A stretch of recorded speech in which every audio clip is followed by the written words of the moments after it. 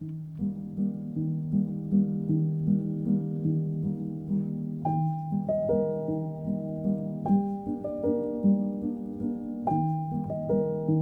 summer, I finally made a long-held dream come true.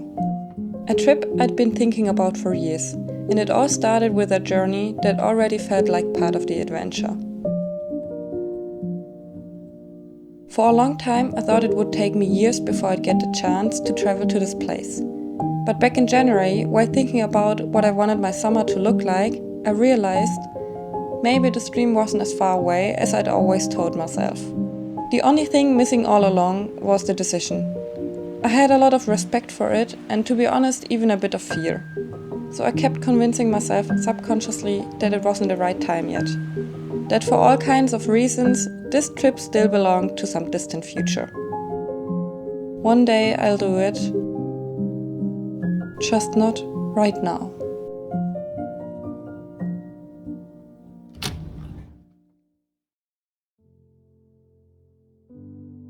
Spending several days on a ship was completely new for me.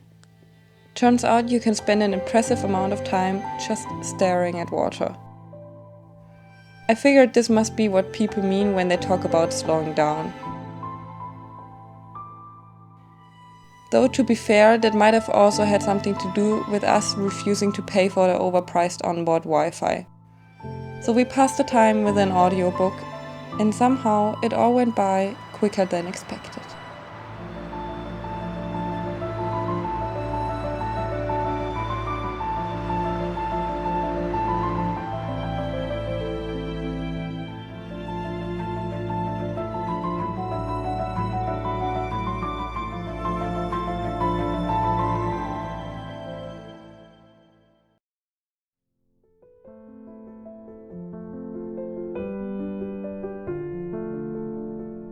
Our first full day after the long journey pretty much set the tone for everything that followed. Driving around, exploring the place, and stopping wherever it looked interesting.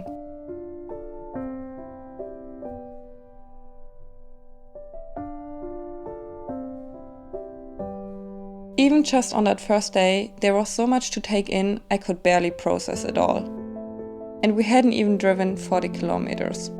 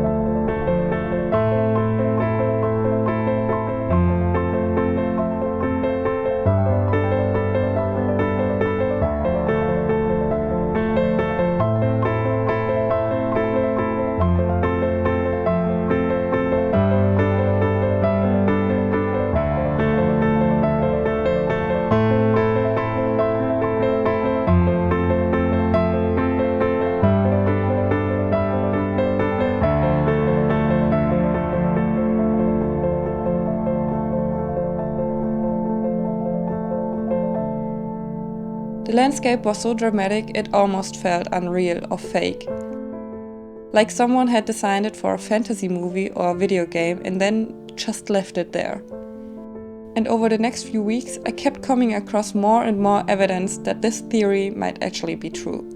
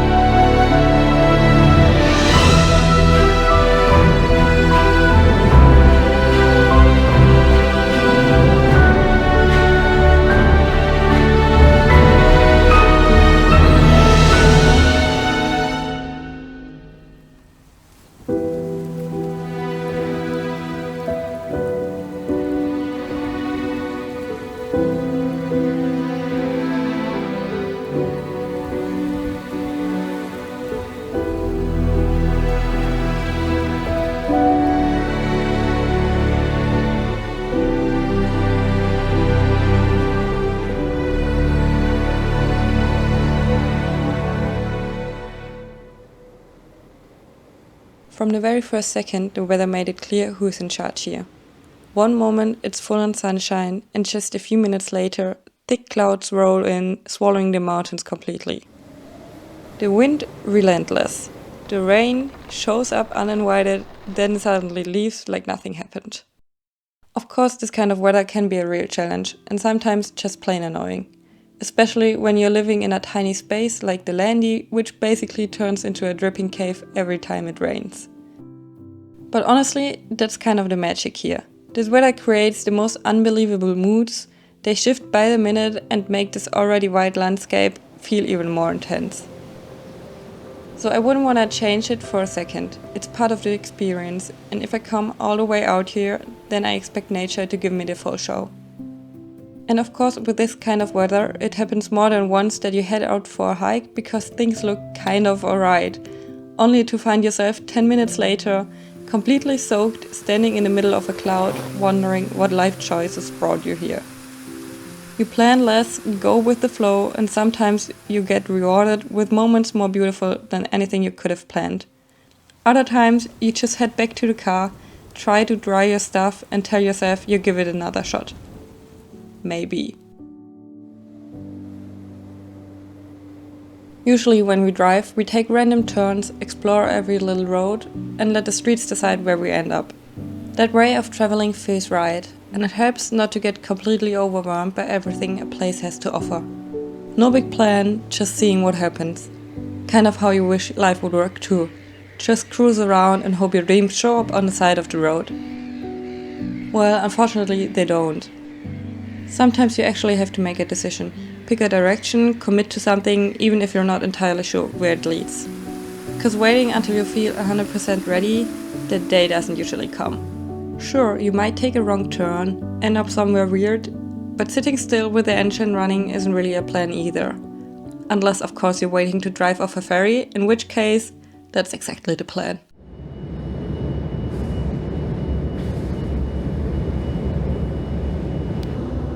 Just like on every other island we've explored here, this one doesn't give you a moment to settle in. You're instantly overwhelmed by the stunning landscape.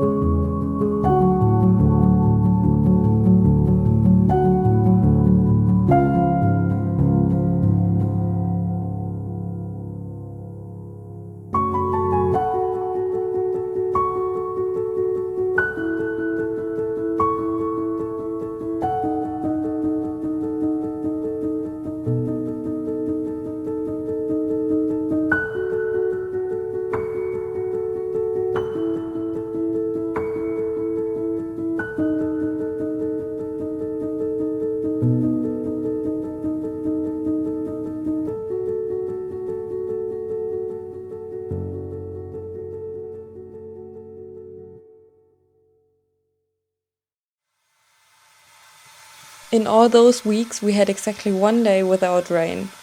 So of course we had to make the most of it. Not by exploring, obviously, but by trying to get the Landy back into some kind of functional state. Air things out, dry whatever we could, including the car itself. Pretty sure that was the only time we ever brought out our camping chairs, which really says everything you need to know about the weather. However, that day ended up being our favorite of the whole trip. Not because it was dry or because of the views, but because of an unexpected encounter.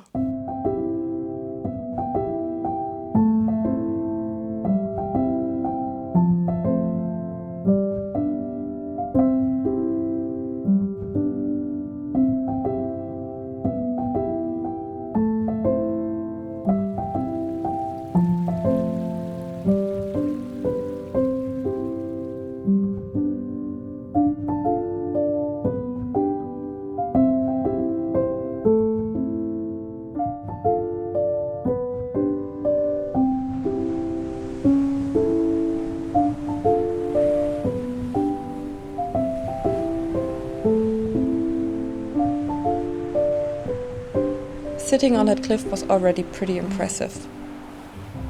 But then we suddenly noticed something we hadn't expected at all. Puffins. If we had known that, I definitely would have brought a different lens, so I didn't capture much, but that wasn't really the point anyway. To be honest, I hadn't expected them to be so unbelievably cute. Something about the way they move, a bit clumsy, kind of awkward, just made me very happy, and I was completely obsessed from that point on. To get a sense of scale, the sea stack on the left side rises over 100 meters above sea level, and somehow it still felt small compared to everything around it. I don't think I ever really managed to capture how massive these cliffs actually are, and that's been the case all over the islands. We ended up sitting there way longer than planned and basically turned into part-time cliff residents just watching the puffins, until we finally made our way back before it got dark. We'd already seen a lot by then, and yet this place kept throwing highlight after highlight at us like it had something to prove. Was I overwhelmed even though we took things slow over several weeks? Yes. Did I complain? Absolutely, but lovingly.